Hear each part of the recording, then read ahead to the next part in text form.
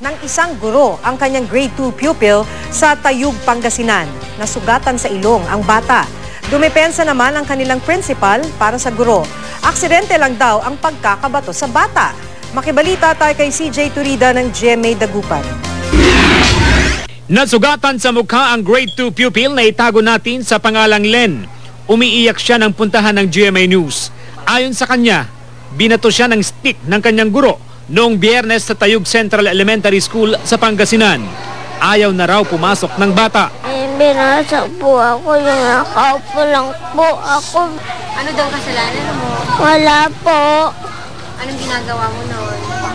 Nakaupo lang po ako, hindi po ako nagkukulit at hindi po ako tumatayo.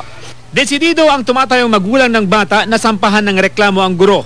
Base sa resulta ng medical exam kay Len, nagtamo siya ng injury sa ilong. Simulat sa pulitong anak ko na ito, hindi ko man lang sinaktan o ano dyan. Ay siya pa kaya, ay maestra lang. O kaya hindi ko yun natatanggap talaga, madam. Humarap sa media ang school principal. Ayon sa kanya, lumiban sa trabaho ang inirereklamong guro at hindi pa muling nagpapakita. Ayon pa sa principal, sinabi sa kanya ng guro na aksidente ang pagkakabato ng pamalo sa bata. Iniimbestigahan na ng DepEd Tayug District 1 ang insidente. Ang dapat lang na nandoon yung pointer ng teacher, di ba? Meron siyang pointer. Walang stick na talaga na intended na pamalo sa mga bata. Wala.